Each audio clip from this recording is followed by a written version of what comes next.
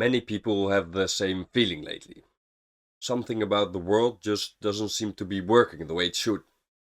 Conflicts keep erupting across the globe, groups turn against other groups, and within countries, disagreements quickly turn into hostility. Trust in governments, the media, and institutions keeps declining. A lot of people feel that the systems around them no longer really serve or work for them. And it's not only visible at the level of society, but it also shows up in daily life. There is more stress, more burnout, more loneliness, more anxiety, more depression. And yeah, people are busy, people are working hard, people are trying, but for some reason, many still feel like they are not really moving towards anything, as if life is full of effort, but oriented in the wrong way. And these problems are usually treated as separate things. Look at war, extreme polarization, institutional distrust, corruption, mental health struggles, loneliness, and people turning against each other. In general, the world just feels increasingly unstable lately. But what if these are not separate problems at all? What if they are different expressions of the same underlying problem? Because if you look closely, the same pattern keeps appearing. People are active, systems are active, societies are active, but it has become less and less clear what all of this effort is actually for. And when that happens, it starts spreading into every part of society. It spreads into politics, it spreads into institutions, it spreads into relationships, and it also spreads into individual lives. And that points to something deeper going on. Because the problem is not that people have stopped acting, people are still working, people are still producing, still competing, still consuming, still pushing, reacting, and trying to get somewhere. But the problem is that activity by itself is just not enough for human beings. A society can be highly active and still move in the wrong direction. A person can be busy all day and still feel like nothing really meaningful is being done. So the deeper problem is not a lack of movement, but it is a lack of shared beneficial orientation. A loss of shared answers to a very simple question. What should human effort be oriented towards? For most of human history, that question had a much clearer answer than it does today. And if shared orientation has weakened, then many of the problems that we see around us may not be random at all.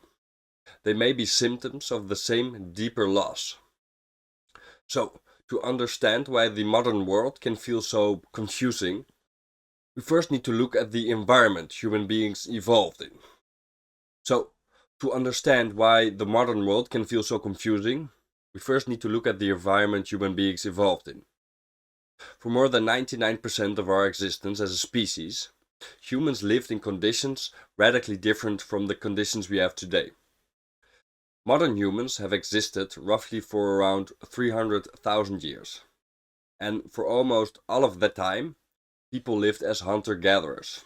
There were no cities, there were no formal markets, and there were no large-scale institutions. Life unfolded directly inside nature. Daily life revolved around a small number of concrete demands: finding food and water, building and maintaining shelter, protecting the group, raising children, and caring for the injured and for the sick. These demands were constant, and they were not optional, because if they were not met, people just died. Because of this, survival pressures structured behavior very strongly. People rarely needed to ask abstract questions about purpose or about meaning. Survival already determined what effort had to be organized around. What mattered was usually very obvious, because reality filtered priorities immediately. In this environment, orientation was built directly into daily life. Effort was automatically organized around survival and around group functioning. Another crucial feature of this environment is that humans did not survive alone. Survival depended on cooperation with other humans. People lived in small groups, typically a few dozen to around 150 individuals. Within these groups, people depended heavily on one another. Because food was shared, the tasks were divided, and protection was a collective thing. If cooperation broke down, the group became far more vulnerable. Over many generations, this shaped human biology and human psychology. Humans developed the ability to cooperate, they developed sensitivity to social feedback, a drive to contribute, and discomfort when excluded from the group. Also, motivation to protect shared resources. These are built-in responses to a world where survival depended on functioning well inside of a group. And in that world, effort and outcome were very closely connected to each other. If you contributed, the group benefited. And if you did not, the consequences appeared very quickly. Life could be difficult, it could be dangerous, and it could be very uncertain. But it was rarely unclear what life had to be organized around. Because reality itself made that very clear. Around 12,000 years ago, this began to change a little. Humans started domesticating plants and animals. Food became more predictable, and people settled into one place.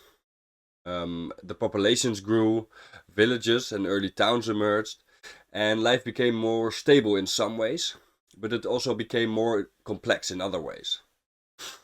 Agriculture introduced new risks. Think about crop failure, famine, disease, inequality. At the same time, something important changed, because not everyone needed to produce food anymore. And this led to specialization. Some people began organizing storage, some began coordinating labor, some began enforcing rules, and some began resolving conflicts. And even other humans began planning long-term projects. As societies grew larger, a new challenge appeared. Because in small groups, people knew each other personally. But larger societies required cooperation between people who did not know each other. And that required a new way of organizing behavior at a larger scale. To coordinate large populations, societies developed shared systems of meaning. Myths, religion, and cultural traditions took on a central role, because they provided a shared explanation of reality. They also provided rules for behavior, justifications for authority, and meaning for work, suffering, and death. They answered questions that survival alone could no longer fully answer. Think of questions like, why does this matter? Why should we cooperate? And what is all this effort for? As early civilizations emerged, in places like Mesopotamia, Egypt, the Indus Valley, and China, these systems became the backbone of social organization. They allowed large groups of people to align their behavior, even without knowing each other personally. In effect, they took over the role that survival had once played. They became the larger structure that organized what people treated as important. For thousands of years, this worked. Survival pressures were still present, but shared belief systems provided a stable orientation across generations. Human effort remained embedded inside a larger shared structure. And that structure answered the fundamental questions. What is all this effort for? This is the key point. Human biology evolved in environments where human effort was always embedded inside a larger structure. First, that structure was survival. Later, it was shared belief systems and cultural worldviews. And living without such a shared structure is historically very new. And that is what makes the modern situation so unusual.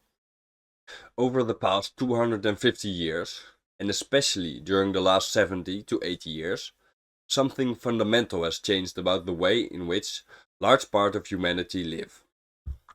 Industrialization, modern medicine, sanitation systems, electricity, transportation, and social welfare systems dramatically reduce daily survival pressure for millions of people. For most of human history, survival structured the orientation of human life. As I said, people had to secure food, protect themselves from disease, avoid violence, and prepare for the dangerous winter. That is all that mattered. That is what life was organized around. Today, in many developed societies, survival is far more indirect. Child mortality has declined sharply during the 20th century. Global life expectancy more than doubled compared to pre-industrial times, and extreme poverty has decreased significantly worldwide over the recent decades. For the first time in human history, large populations can live without constant, direct survival pressure shaping daily life. And that change had consequences, of course. When survival no longer structured what effort is oriented towards, something else has to take its place. At roughly the same time, traditional religious authority began to weaken in many Western and industrialized societies. This happened through several interacting developments. Scientific explanations replaced many supernatural explanations. Globalization exposed people to many different belief systems, and institutional scandals reduced trust in religious organizations. And older narratives often felt disconnected from a rapidly increasingly more technological changing world. As a result, shared religious frameworks gradually lost their role as systems that organized what people saw as being important. People no longer oriented their lives through the same overarching story, the same moral authority, and the same shared understanding of what's important. What matters here is not whether this shift was good or whether it was bad, but it matters what filled that space. Because human beings still require orientation. Effort needs to be organized around something. They still need structure, and large societies require a shared coordination system. When one organizing structure weakens, another one tends to take its place. In modern societies, much of that role has gradually been taken over by the economic system. And the thing that guides that system is, of course, money.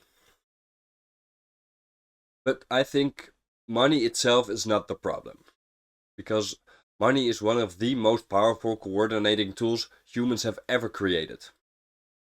It allows strangers to cooperate, it stores value across time, it enables complex supply chains, and it makes large-scale infrastructure possible. Modern economies allow millions of people who have never met to coordinate their effort in highly complex ways. But over time, something subtle happened.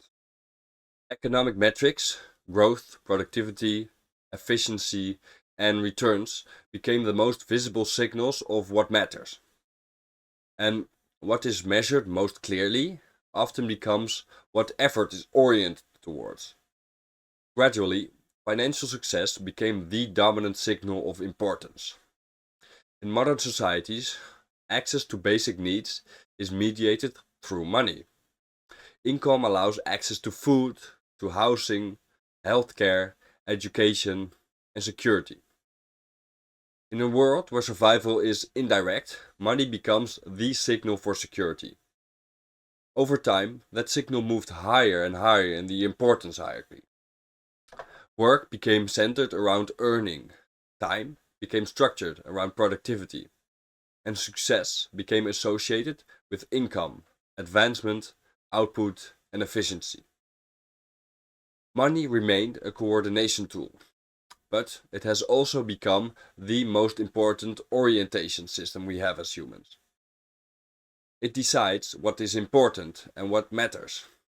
The system organizes actions extremely well. It tells people what to do, to work, to optimize, to compete, to increase output, and to reduce cost. But it does not answer a deeper question.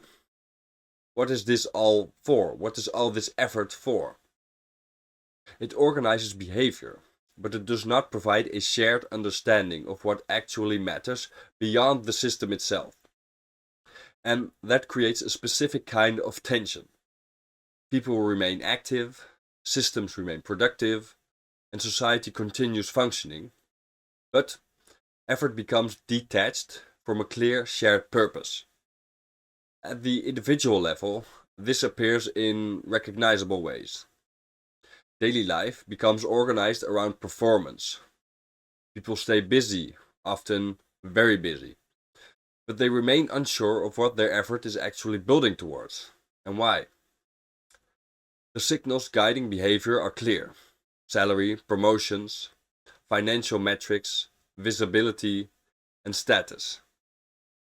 These signals define success inside of the system, but they do not answer whether what someone is doing actually matters in the broader sense.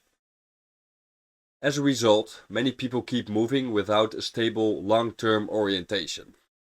They pursue goals they did not consciously choose. They chase success without knowing what it is supposed to lead to. And they feel pressure to continue without really knowing why. And this produces a specific kind of confusion. And it's not confusion about how to act, because modern systems are very clear about that, but it's confusion about what actually matters. Because this pattern is widespread, it also often goes unnoticed. It shows up indirectly as chronic stress, burnout, anxiety, cynicism, restlessness, and as emotional numbness. And these are often treated as individual problems. But structurally, they reflect something deeper. We have built powerful systems for organizing action, but we have weakened shared systems that define what our actions should be oriented towards. At the societal level, the same pattern appears. When economic signals dominate what is treated as important, things that are harder to measure often lose priority.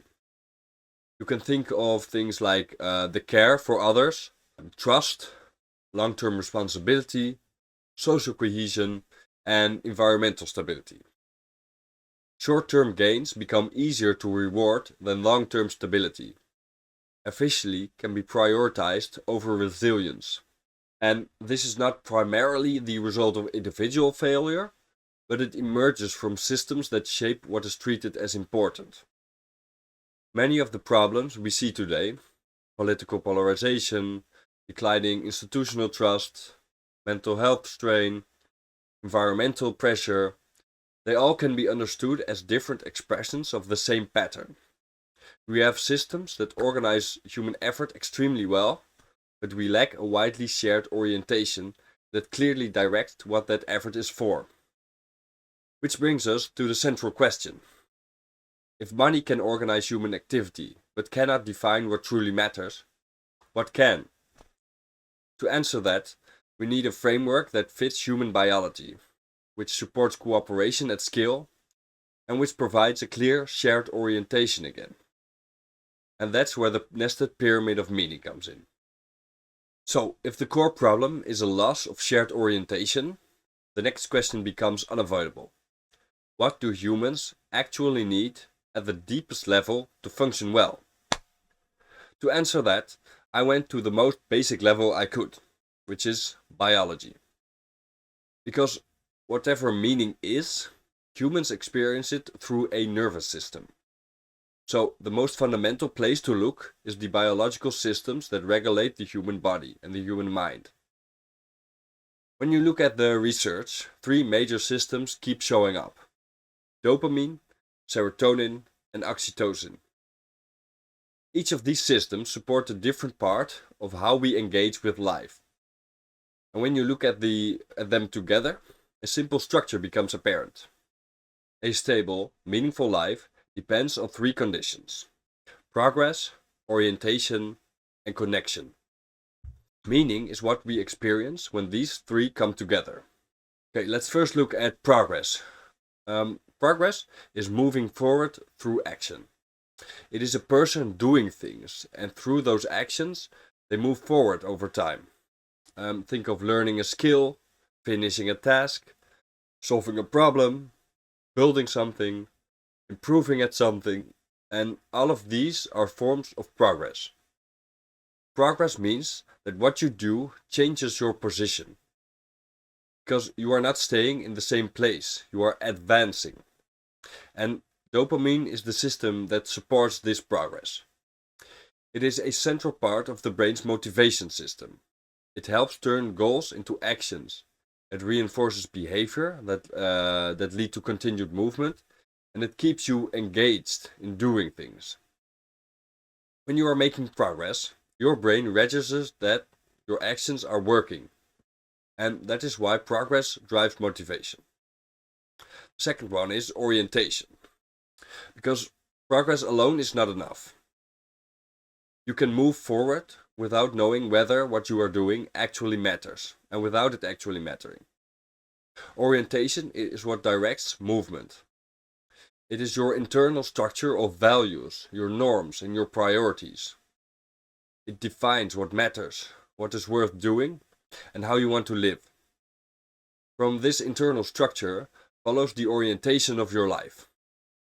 What you move towards, what you avoid, and what kind of path you are building over time. Serotonin supports the stability of this system. It governs this system. Progress and orientation can exist at the level of the individual, but humans are not built to function alone. Connection is the basic human need to bond with others. It is the tendency to form relationships, to stay close to others, and to be part of a group.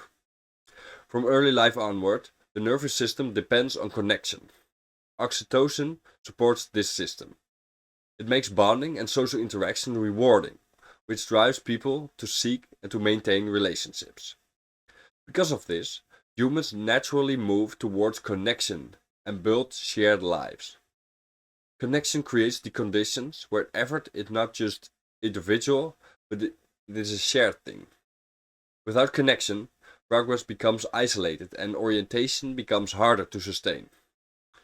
These three pillars are not arbitrary. They follow directly from how the nervous system is structured. They describe what human beings need in order to function well in a stable and sustained way over time. Dopamine supports progress by driving action and reinforcing forward movement. Serotonin supports orientation by stabilizing behavior and maintaining a consistent way of living. And oxytocin supports connection by enabling bonding and making social life possible. Each system supports a different part of how we engage with life. When these three come together, life becomes structured. Progress creates movement, orientation determines where that movement goes, and connection makes that movement shared and sustainable over time. Meaning is what emerges when these three are aligned. Once you see this structure, it starts to appear across different levels and different fields. They describe the same pattern but in different languages. Psychology talks about goals, identity and attachment, and motivation. Sociology talks about roles, about shared values, and about institutions and about belonging. And evolutionary science talks about cooperation, group survival, and long-term adaptation. Underneath all these different terms, the structure is the same. People function best when they are moving forwards within a stable orientation and connected and doing it with others. Biology is the base layer. The other fields describe how that base layer expresses itself in behavior and in culture. Human beings do not live as isolated individuals. Every person lives inside multiple social structures at the same time. You are part of a family.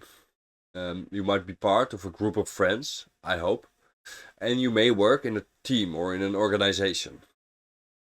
All of these exist inside a community, a larger social structure. And that community exists inside a society, in a larger society. At the same time, each of these systems contains smaller systems. A company contains teams. A team contains individuals. A family contains relationships between parents, children, and siblings. So instead of one structure, you get layers of systems inside each other. This is what nested means. Social systems exist within other social systems at multiple different levels. Each of these systems has its own orientation. They define what matters, how people should act, and what people should work towards. Your family has expectations. Your workplace has goals and has rules, and your society has norms and has values. So your actions are always shaped by multiple layers at the same time. These systems function best when their orientations are aligned. That means the expectations at the different levels point in the same direction.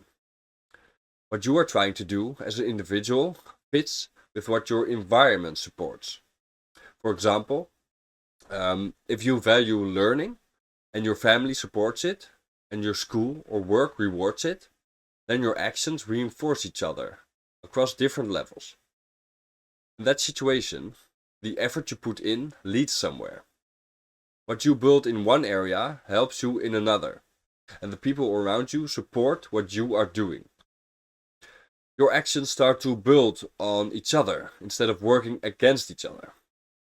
When these orientations are not aligned, different systems pull in different directions. What is expected in one context conflicts with another. Your actions start to interfere with each other instead of reinforcing each other. In the next part, we will have a deeper dive into misalignment. But the key idea is simple. These systems work best when the orientations are aligned across all layers. Because then your actions move in one direction, your environment supports that direction, and your effort builds into something over time. When that alignment breaks, the structure breaks with it. And that is where confusion, instability, and loss of orientation begin to appear. The nested pyramid of meaning only works when the different layers point in the same direction. As an individual, you have an orientation. You have drives, you have goals, you have values, and you have a sense of what matters to you. But you don't act in isolation. You live inside systems, social systems. Your family has expectations, your workplace has goals and incentives, and your culture defines what is normal and what is rewarded. Each of these layers has its own orientation. What is misalignment? Well, misalignment happens when these orientations do not point in the same direction. For example, what you want and aim for as a person does not fit with what the systems around you reward or expects. But it also happens between systems. Every social system, a team, a company, an institution, has its own goals and incentives. And those can conflict with the larger systems they are a part of. A system can be structured in a way that it helps reach its own goals, while at the same time creating problems for the people inside it, or for the larger systems it depends on. When this kind of misalignment is present, actions stop supporting each other. Individuals may have to act in ways that go against their own well-being to function within the system. At the same time, the system can start working towards outcomes that damage the individuals living inside it, the system itself, and the larger or smaller systems it's a part of. So instead of actions building on each other, they start working against each other. So how does this look in practice? Well, take industries like tobacco. A company within that system is structured to maximize profit. So it produces, markets, and sells products that keep people consuming. And that works at the level of the company. It generates revenue, growth, and market share. But at the same time, the same actions lead to clear outcomes. People become addicted, health declines, healthcare systems carry the cost, and long-term damage spreads across layers of society. So the system is functioning in one sense, it is achieving its goals, but those same actions damage the individual inside the systems and the larger systems it depends on. And that is called misalignment. Now let's look at an example at the level of an individual inside of a group. Take someone in a team whose orientation is centered on personal success above everything else. They focus on getting ahead, on gaining recognition, and protecting their own position. So they act accordingly. They take credit where possible. They withhold information, useful information, if necessary. They shift blame when needed, and they prioritize their own outcomes over the team's outcomes. And that works at the level of the individual because they can advance, they can stand out, and they benefit personally. But the effort and the effects, they spread across layers. For the people around them, trust decreases, people become more cautious, and cooperation declines. For the team itself, information flows less freely, coordination becomes harder, and the quality of the work will drop. For the larger systems the team is a part of, performance declines, inefficiencies increase, and the organizations becomes less effective overall. So the individual succeeds in one layer, but their actions damage the systems they are a part of. That is called misalignment of orientation. So what happens inside a person? When there's misalignment, your actions stop moving in the same direction. You are still doing things, you're still putting in effort, but that effort is split. Part of your actions follow what you value, and another part follows what the systems around you reward. So instead of building on each other, your actions start pulling in different directions. That's why people often experience things like, I'm doing a lot, but it's not really going anywhere. Over time, this creates tension, exhaustion, loss of motivation, and distance from what you are doing, emotional distance. The same pattern appears between systems. A company can be organized around short-term profit, while society depends on long-term stability. A media system can be driven by attention, while people depend on reliable information. A political system can reward short-term wins, while long-term problems require consistency and planning, long-term planning. When these orientations don't line up, systems start working against each other. And what do we see because of this? Well, when misalignment spreads across layers, the effects become visible. Systems keep functioning, but the outcomes no longer make sense. We see decisions that create new problems instead of solving existing ones. We see growing distrust between people and between institutions. We see increasing pressure on individuals. And we see long-term issues that continue to build. These are the results of the same structure. Actions that no longer align across different social layers. When a system becomes misaligned, not everyone will respond in the same way. Many people just adapt. They adjust their behavior to fit the system, even if it goes against what they value or what they think is important. But some people don't. They feel the mismatch more directly, and instead of adapting, they push back. They question how things are done, they refuse to follow certain rules, and they speak up, leave, or try to build something different. These are people which are often labeled as difficult, unrealistic, or disruptive to the system. But structurally, they're doing something very important. They're responding to a misalignment between what they see as necessary and how the system is actually operating. Rebels are early signals. They show that the current orientation of the system no longer fits how people need to act to function well within it. You can see this clearly in real-world examples. Whistleblowers inside companies expose practices that harm users or society. Scientists challenge accepted models when the evidence no longer fits reality. Entrepreneurs build alternatives when existing systems stop serving people properly.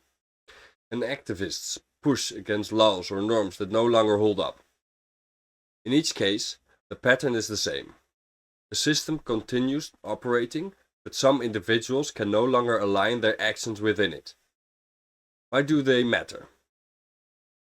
These individuals are not automatically right, of course, but their presence is informative. They indicate that alignment has started to break. And because systems depend on human participation, this matters. When enough people stop aligning their actions within a system, the system has to change. It has to weaken, or it has to be replaced. This is how many shifts in history began.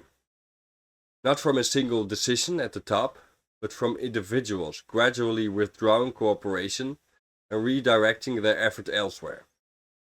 So, how does change begin?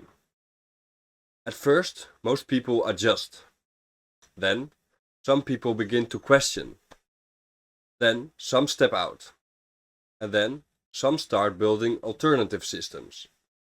Over time, these individual changes accumulate. And that is how larger systems begin to reorganize. Change from the bottom up? Well, the key insight is, in a social world made up of nested structures, alignment determines whether actions support each other or whether they work against each other.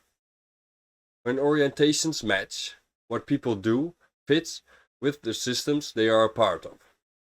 And those systems support the people inside of them. When orientations don't match, individuals and the systems start acting in different directions. This is why the core problem is orientation. Because orientation sets the direction of actions at every level. And when that direction becomes aligned, actions begin to reinforce each other, from individuals to society as a whole. Rebels are not separate from change, they are where change starts. Once you see how misalignment works, the next question logically becomes, what should our orientation actually be? The answer follows directly from everything we've discussed. The right orientation is this. Direct your actions towards contributing real value beyond your immediate self-interest, in a way that strengthens the people and the systems you are a part of, and which still holds up across all nested social layers. This conclusion is grounded in how humans evolved. For most of our history, we lived in small, interdependent groups, where survival depended on contributing to the functioning of the group, finding food, protecting others, building, caring, and coordinating. Over time, this shaped how we function. Our nervous system became organized around progress, orientation, and connection. When you combine this with the nested structure of social systems, something important becomes clear. An orientation only works when it holds up across social layers. It has to work for the individual, for the people around them, for the group, for the larger systems those groups are a part of, and ultimately for humanity as a whole. If it benefits just one level, while damaging another, it creates misalignment, and actions begin to work against each other. So the logical orientation is not built around pleasure, status, money, or short-term gain on their own. They can be part of life, but they are too limited to organize life in a stable way. The deeper orientation is this: act in ways that genuinely improve the shared world you are a part of. That means doing things that are useful, constructive, and reality-based. Contributing to people, groups, or systems in ways that make them function better. Choosing forms of progress that strengthen trust, cooperation, and long-term stability. And orienting your life towards value that still makes sense when others are included. A good way of looking at it is like this. Orient your actions towards creating real value that improves life beyond yourself and holds up across the systems you are a part of. Or worded even more simply, do things that make life genuinely better for yourself, for others, and for the larger whole you depend on. From a biological, psychological, and social perspective, the most workable human orientation is direct your actions towards forms of progress that add real value beyond yourself. Value that strengthens the people, groups, and systems you are a part of, and which still holds up across time and across social layers. That is the orientation that works long term. If you orient yourself in this way, you align your actions with your biology. You engage the same systems your nervous system evolved to support, systems that reward meaningful progress, stabilize orientation, and strengthens connection. In that sense, this orientation is not abstract.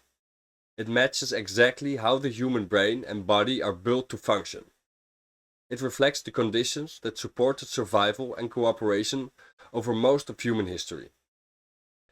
If we go back to the beginning, the problems we started with start to look different. The stress, the burnouts, the feelings of doing a lot without really leading anywhere, the loss of trust, the growing tension between people and between institutions, the sense that things are moving but not in the right direction. These are not separate problems. They come from the same place. Human effort that is no longer oriented in a way that benefits the people. So what does this mean in practice? Well, if this model is true, then it should change how you look at your own life. Because your life is made up of actions. What you work on, what you give your time to, who you spend your time with, what you keep saying yes to. And those actions lead somewhere. They always lead somewhere. Over time, they build something. So the practical question becomes, what should your actions be oriented towards? Because orientation comes first, it determines what your progress is for, what kinds of people you become connected to, and what kind of life your actions slowly create. Earlier, we defined orientation clearly. Direct your actions towards creating real value beyond yourself in a way that improves people, strengthens systems, and which holds up across layers and over time. So the question now becomes, what does that mean in life, in real life? Well, it means that you begin to treat one thing as important above all. Whether your effort makes people and the world better in some real way. Whether it helps people become healthier, safer, more capable, less confused, more able to trust, more able to cooperate, or more able to deal with the problems in front of them. It also means paying attention to the systems people depend on. Does your work make something function better? Does it reduce harm? Does it reduce waste, confusion, or unnecessary suffering? Does it strengthen something people rely on? That is what adding positive value really means. It means that because of your effort, something important works better than it did before. And this changes how you choose. It changes how you look at work, how you look at money, at responsibility, and at the roles you step into. Money still matters, of course, because you need it to live. But money becomes a tool inside the orientation, not the orientation itself. So when you choose work, the deeper question becomes, what is better because this work is being done?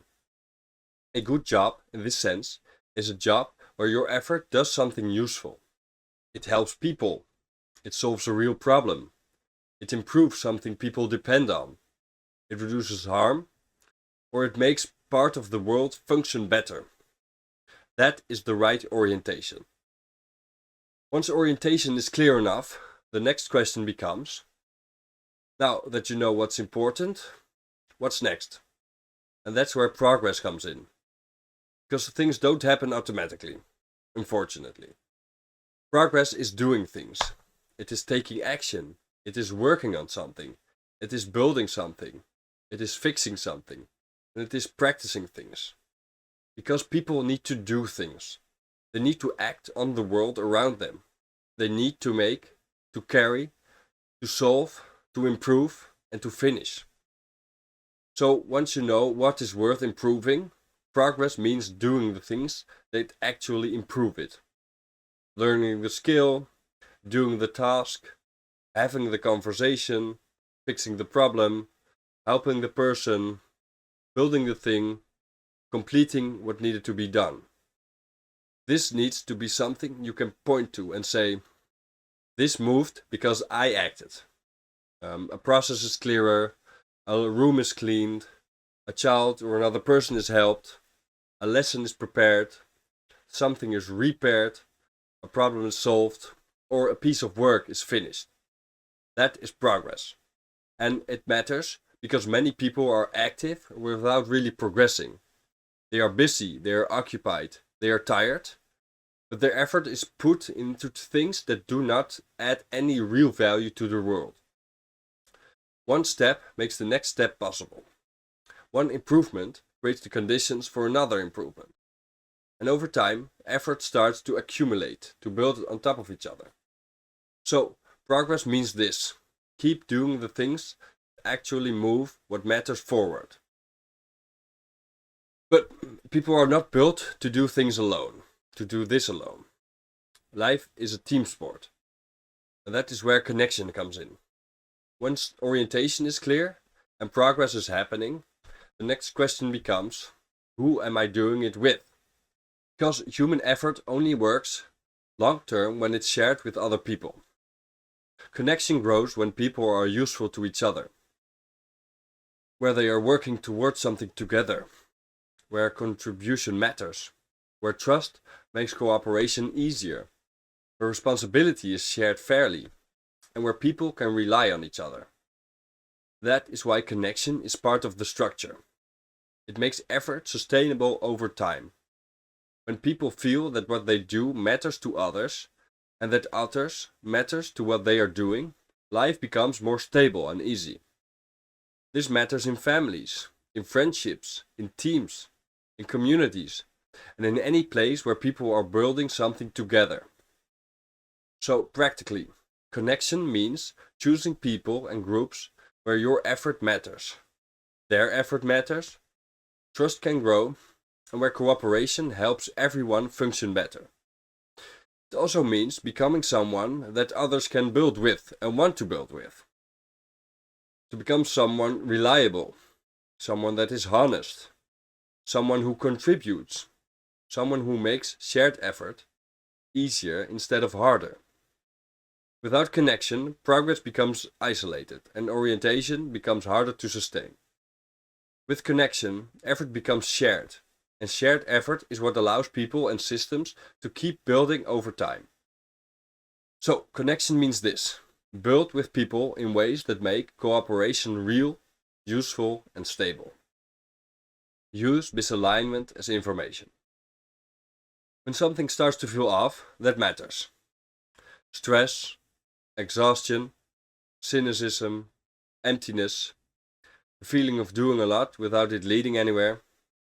These experiences often contain information, useful information. They often point to one of three things.